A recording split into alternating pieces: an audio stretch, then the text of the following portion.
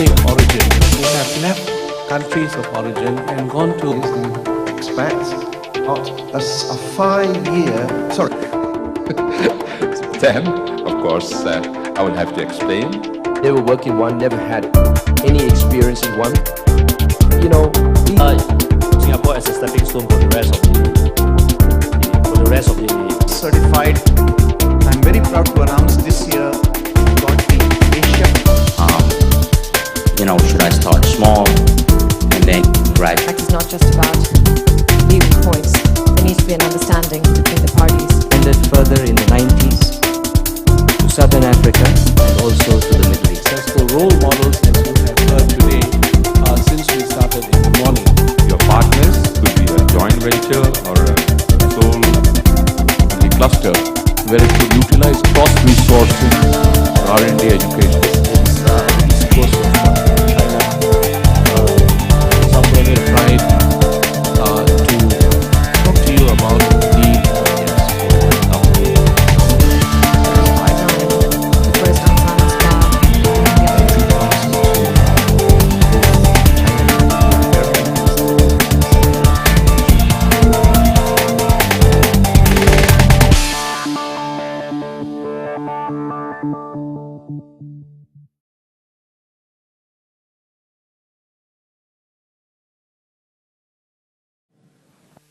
on behalf of the Global Indian Business Network, the organizers of this conference, I'd like to welcome all of you here.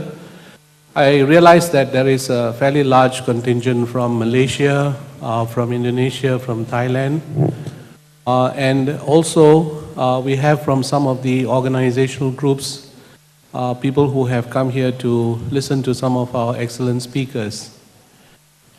My name is George Abraham. You'll be hearing from me later. I actually had a short presentation to introduce the whole concept of the diaspora. Those of you who may not be too familiar, the diaspora refers to people of a particular ethnic origin who have left countries of origin and gone to make their home in new countries. The largest diasporas belong to the Chinese and the Indian communities, and they are scattered all over the world. And the groups that have fairly large size are the Koreans, the Japanese, the Jews, of course, and more recently the Irish and others like them. Now, they form a very interesting group of people because they have businesses that have grown in the countries of their adoption, and they have a very powerful network which can be utilized for business. And this is why in the whole concept of Global Entrepolis, which brings together entrepreneurs, felt that it would be a very good idea to have the diaspora businessmen talk about doing business with each other. So that's why this Global Diaspora Business Summit is in place. So I'd like to welcome all of you here to this summit, and I want to introduce you to the chairman of this morning's proceedings, Mr. Graham Hayward. He and I were colleagues for many years. He has a breadth and depth of knowledge of this region which very few people have, from the radio services to the private sector. And he also has the single honor of being, other than our minister mentor, recipient of the keys to London. Is that right, Graham? Yes, he was awarded the keys to London for the services that he has rendered. And he's a connoisseur of wine, and his biodata is there with you, so I shall not take up too much time. I'd like to hand over to Graham so that he can then proceed with the rest of the speakers this morning. Graham? Thank you very much.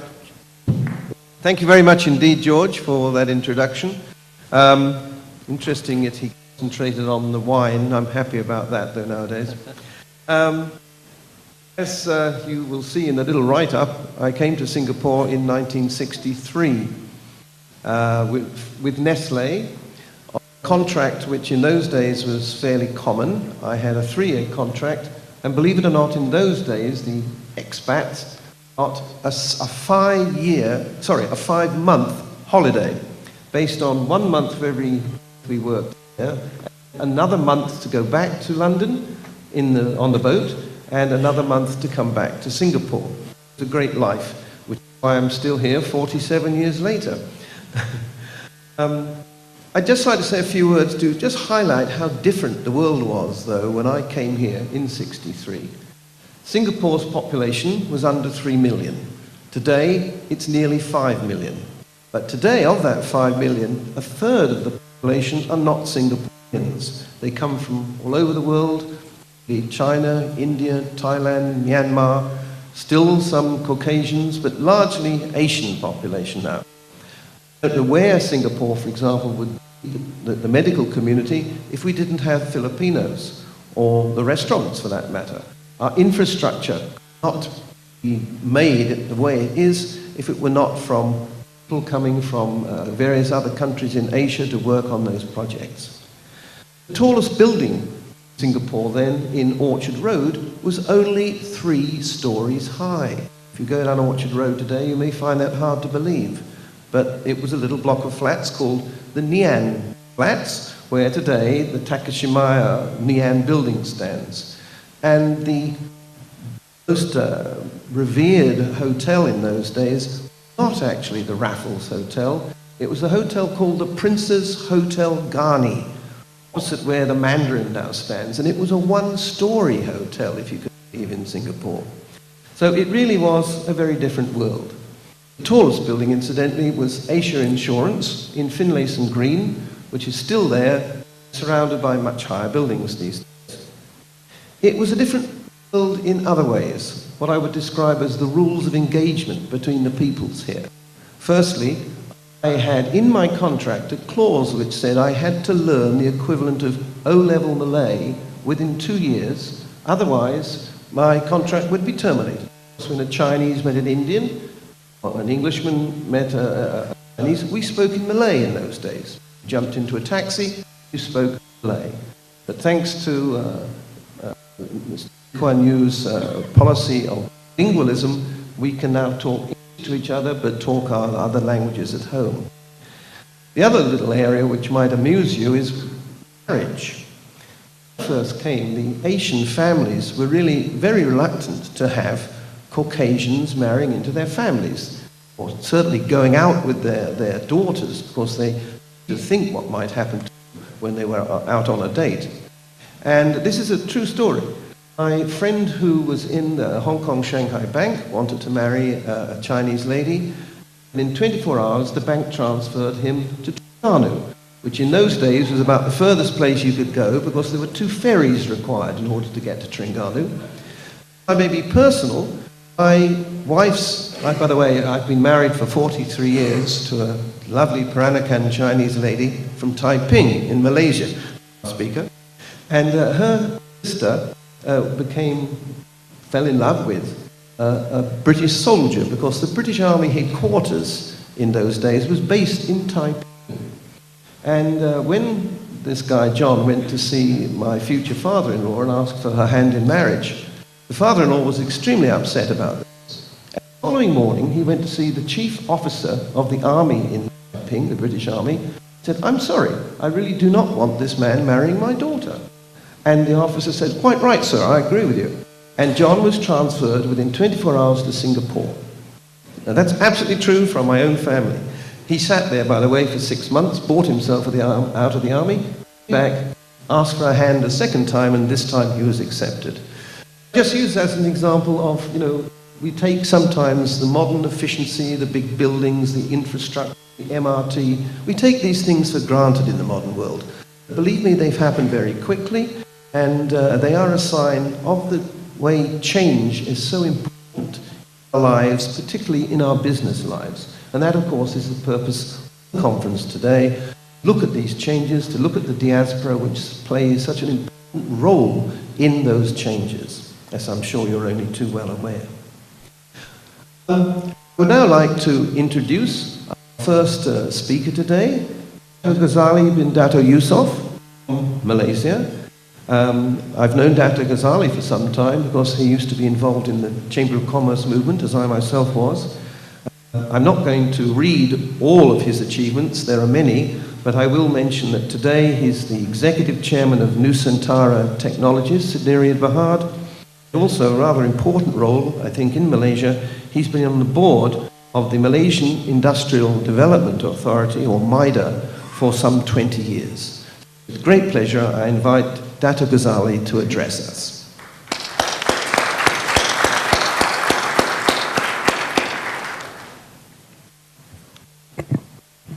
Bismillahirrahmanirrahim. As they say in Islam, Assalamu alaikum, God be with you, and a very good morning, ladies and gentlemen. Thank you, Graham, for the very kind introduction. It's nice to be my old friends again. Well, gentlemen, I'm going to talk to you the rebirth of the global diaspora, but before I do that, let me say a few words about, or rather, how I came to be invited here. Actually, it's because of my friendship with Johnson Paul of the National Library Board of Singapore. Thank you, Johnson, for your invitation. If you're around here, Johnson Paul. Ah, there you are. Thank you, John. I just met him only very recently, a couple of months ago. And of course, my very, very old friendship with my dear friend, Abraham here, whom I've known since my ASEAN days. Ladies and gentlemen, the chairman just alluded just now to about the cultural, shall we say, integration and the makeup of this very interesting part of the world. Myself have a somewhat similar heritage or pedigree. I'm mixed. My mother is Chinese. My father is Malay. And I have lots of relatives in Singapore who are Chinese. And sometimes when I ring them up, the secretaries of my relatives will ask, who are you? Tell so-and-so that I'm his cousin, and I know your name, sir? Ghazali. So there's a silence for about 5 seconds. Then, of course, I will have to explain, and then that's it. But having said that, I think this cultural diversity has given me a lot of strength, flexibility, and adaptability. For instance, in my house in KL, 5 languages are spoken. English, some Malaysia, I speak Cantonese, I speak Hokkien. And now I've got a new nephew-in-law who is Urdu in origin, and he happens to speak excellent Malay and Hokkien. So that is the sort of atmosphere that I've been brought up. And of course, it's rather expensive. You tend to celebrate every event, every festival. I celebrate Hari Raya Aidil Fitri, Chinese New Year, because of some of the intermarriage with members of my family, with Germans, Australians, and all that. Christmas also is celebrated. There you are. So it tends to have a diaspora of its own. I'm very much grateful to the organizers for inviting me. And I'd like to speak to you about my personal experience in business. My company, Nusantara Technologies, was formed after I retired from Dunlop, Malaysia. I was in Dunlop for close to 30 years, and I resigned, or rather I retired as the number 2 company. Those days you cannot become number 1. Still a British company then. It was Dunlop that trained me what I am today. And I owe it a lot to the British for their rather broad-minded views of what a good executive training is about. So I was posted to so many countries, this part of the world. I was general manager in Dunlop, Indonesia. I was in Hong Kong. I was also in Singapore as acting general manager. Then I was in Australia, in Sydney. I was in London as regional manager for Europe. And before I became number 2 in the company. One of the things that Dunlop had as a policy was to have a rigorous training program, continuously training their executives. Every 2 or 3 years, we are sent for an overseas course on management. I went to countless management training courses in Europe and Australia. And before you became a general manager, you did your MBA. And I was sent to Henley in England, a delightful part of England, before I became general manager. And one of the tenets and the principles of Dunlop's philosophy in delivering executives that level was simply this. I remember my big boss telling me, Sir Ray Gaddis, the late Sir Ray Gaddis, who was chairman of Dunlop in London, Zali, when we train our executives, they will be good for as long as they live. Even after you retire, you will be useful to the world. Right, he was. The second thing is, they encourage participation outside the company. So I was very active in the Chambers of Commerce. I was very active in the ASEAN Chambers of Commerce. And needless to say, as George will remember, I was host of the ASEAN meetings in the 70s and early 80s.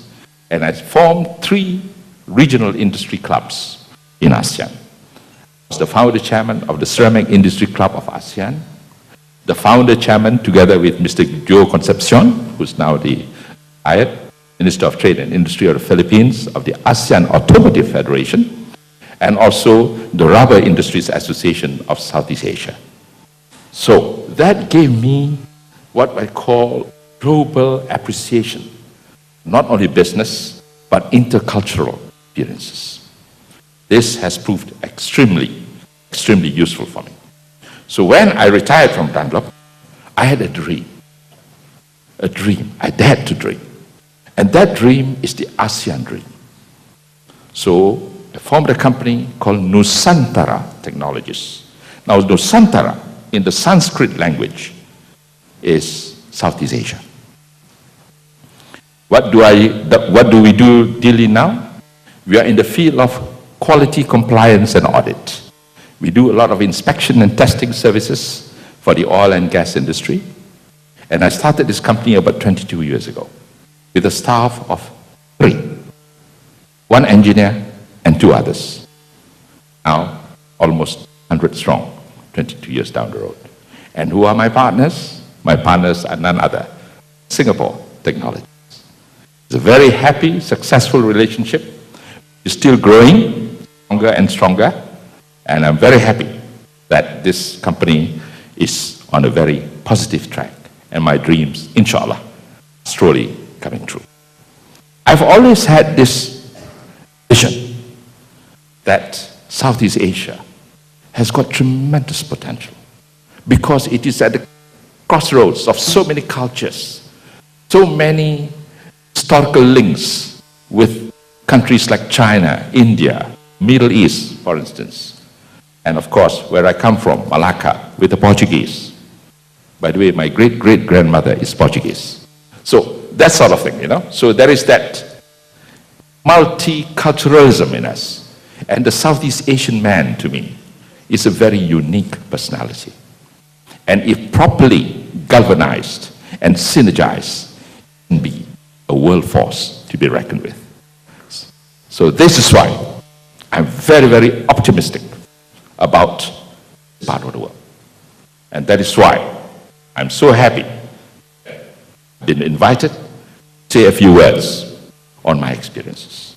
Now, when I retired from Dunlop, I was put in a few other positions. Would you believe it? Tatas of India, Telco, Mr. Mulgaonkar himself, had a company in Malaysia, an assembly plant manufacturing the Tata trucks. And because of my connections with Dunlop and my friendship with India, particularly when I was the first chairman of the Malaysia-India Joint Consultative Committee, appointed as the chairman of Tatas in Malaysia. And that was the beginning of this link with India. I've always regarded India, Malaysian eyes, maybe also in Southeast Asian eyes, as a totally underestimated country and a totally misunderstood country during those years, in the 70s and 80s. My biggest challenge when I was chairman of the Malaysia-India Joint Consultative Committee was to put in a much more positive light. A lot of the media reports about Indian joint ventures in Malaysia were so negative. They were failing one after another. And I was challenged by this sort of attitude and misconceptions. One of the things that I had to do was to correct. I was very fortunate in the fact that the late Mr. Mulgaonkar and I got on extremely well with each other. You won't believe it. Every time I went to Bombay House, our board meetings, 90% of the time, we were not talking about business, talking about our historical rings, the cultural dimensions of our relationship, and about religion in general, and civilizations. Because he told me, any country that neglects its history has no future. Well, up to now, I subscribe that view. That is why, in my work as a director of MIDA, looks at all the approval of foreign investments into Malaysia, I pay a lot of attention to this cultural, historical dimension.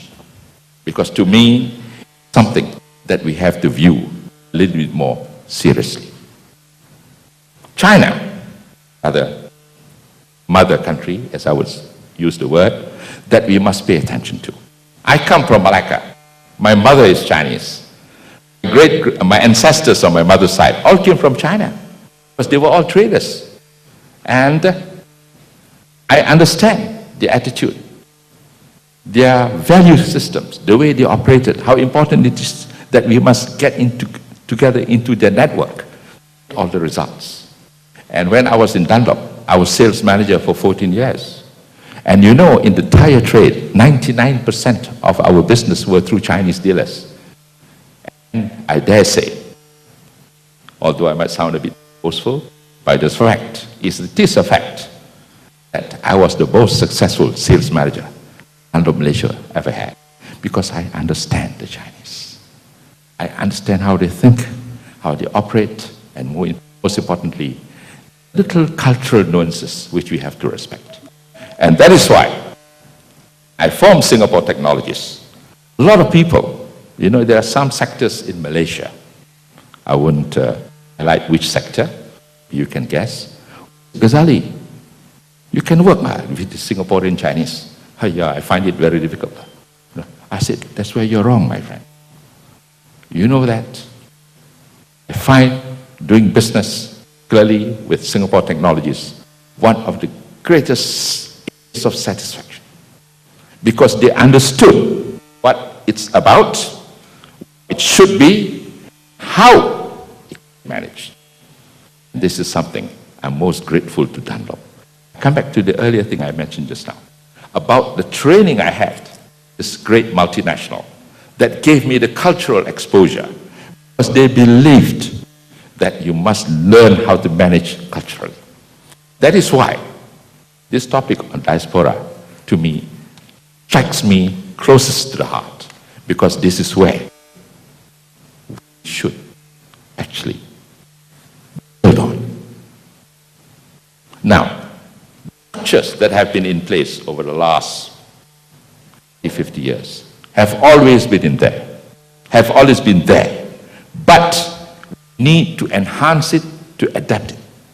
And what we are doing today, I must congratulate the organizers, something most relevant and necessary. Make us re-look at our past linkages.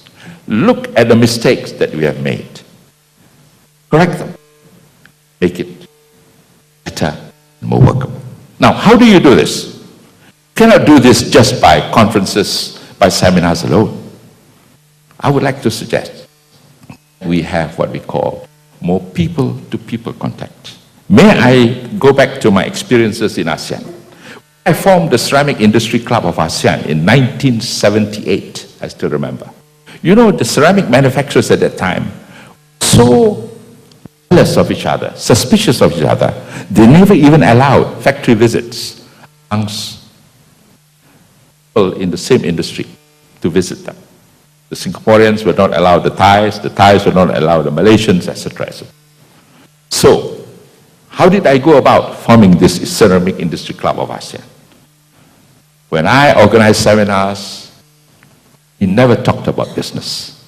We talked about the opportunities outside ASEAN and how we can utilize potential market that we have, using technologies from the West to assist us. was the pulling factor. So we had technical seminars. We never talk about marketing. We talk about technology. Each and every one of us was hungry for technology. So there were a lot of technical symposiums. And then, of course, talked, used each other, we became friendly with each other. So much so that 10 years down the road, when the club was established, everyone could visit anybody at any time. We became so close to each other. Our wives became friends with our counterparts' wives. And more often than not, we never stayed in hotels. We stayed in the homes of our friends within the industry. The people-to-people contact became so close. And because of that, we were able to function as a unit and get the best. Because the ceramic industry, in my mind, but now I believe, is a very high growth industry. Not only in the building, but there is one sector of the ceramic industry which has tremendous potential, and that is technical ceramics, insulators, IT, things that you use in your computers. They are ceramics. And this is very, very high value added business.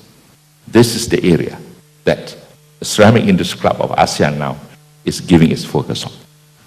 The other area, which I had a lot of experience in, is in the automotive industry. I was president of the Automotive Federation of Malaysia for 7 years. I was the spokesman for the automotive industry. And this is where I learned from my dear friend, Mr. Mulgauka. I got inspiration from him about the automotive industry. And he told me, even up to now I can still remember, this young man, the key to a successful automotive industry lies in the component industry. After all, what is a car? A car is a summation, aggregation of component parts. If the component parts are not up to standard, the car will not be up to standard. What is the key to the quality? Is in human capital development, technical expertise, competencies and all that. Go along those lines, because that is where it all begins. And that is why, now as a director of MIDA, I'm paying a lot of attention to this particular aspect. Here I must take off my hats to Thailand, because Thailand, I think, is one of the very few countries in ASEAN, maybe the first country in ASEAN that's got a Motive Institute focusing on this. And because Malaysia has got a national car, the Proton, and of course the Perodua, the second national car, we have to look into this. I'm so happy that now they're beginning to realize that the key to it is the component industries. Where do we get the knowledge for this? Not only in the Western countries, our neighbor, India. So this is where, so happy to see that now Malaysia is having a re-look at India again. I come back again to what I said earlier. Totally underestimated the Indian capability. And I hope that through this conference that we have, we'll be able to look at this seriously. May I suggest, Mr. Chairman, that maybe the time has come for us just not to talk about this diaspora in terms. Let us give it focus. Let us look at issues pertaining to technical development, technical issues, human capital development in specific areas that we want to give priority to. One of the areas, of course, is in the areas of engineering, ICT, and maybe later on down the road, environmental management. I am the Honorary Executive Director for the Business Council Sustainable Development in Malaysia. I started this after the Rio Summit in 1992 because I realized that sooner or later, environmental issues will come to the fore. All our industrialization strategies. I'm happy to report at this meeting that MIDA, the Malaysian Industrial Development Authority, will now incorporate amongst its approval systems dimension of sustainable development, which means technology, which is sustainable, environmentally sound. This is a huge field. We are looking at issues connected to waste management, energy diversification, product design. You can see, immense, terrific. It opens up a new vista, a new horizon of opportunities. And why can't we all together, the Asian countries, get together? Because our environmental situation is similar. We understand our environment better than the others. We have built the competency. Why don't we use that? I would suggest perhaps we have technical meetings giving focus on these issues. China is going to have a lot of problems on the environment. Maybe we can do something together with them. So this is the sort of horizon that we have. You see, my dear friends, George and I have been on this ASEAN circuit for many, many years. We've had challenges after challenges, a lot of institutional, we say, obstruction to get it moving.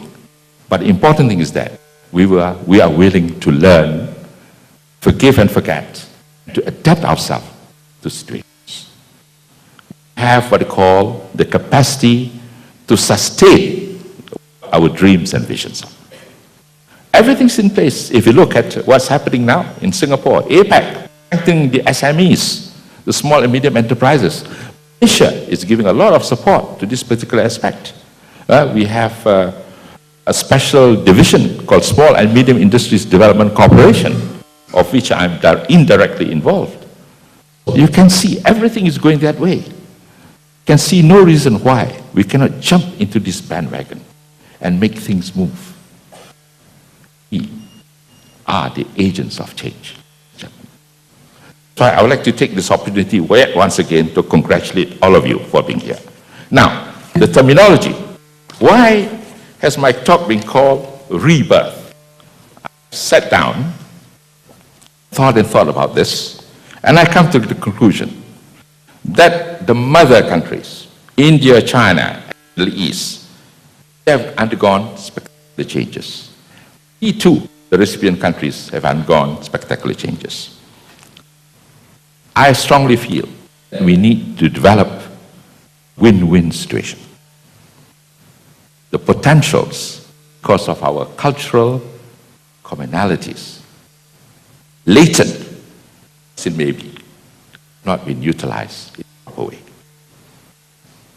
And I commend the organizers for making this initiative at today's conference. All I can say is, at this juncture, Mr. Chairman, I consider this meeting today as a very historic landmark meeting. You know why? Because we have finally history, economics, and the realization of our commonalities to action in one unified body. And consider the rebirth of the global diaspora, which is what we are here this morning to discuss in my paper, will be able to see not just a rebirth, but a continual series of births emanating out of this, each serving its own needs, but really contributing towards making this region come. So, I have always believed, whenever I travel in this region, I used to quote this very famous saying by my good friend Fred Elizalde from the Philippines, in his book called the ASEAN Dawn. Whenever I travel the ASEAN countries, Fred used to mention his book. I found myself and my home in everyone in those countries. There is that cultural similarity. Let's use that.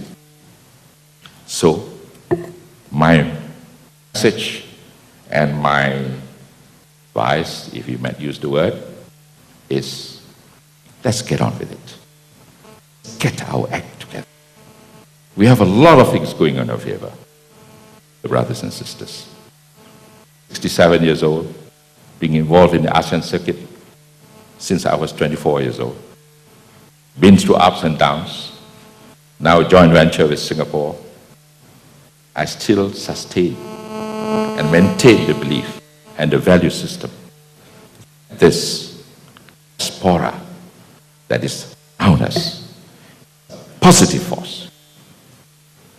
Let's get act. Thank you very much, Mr. Chairman. Thank you.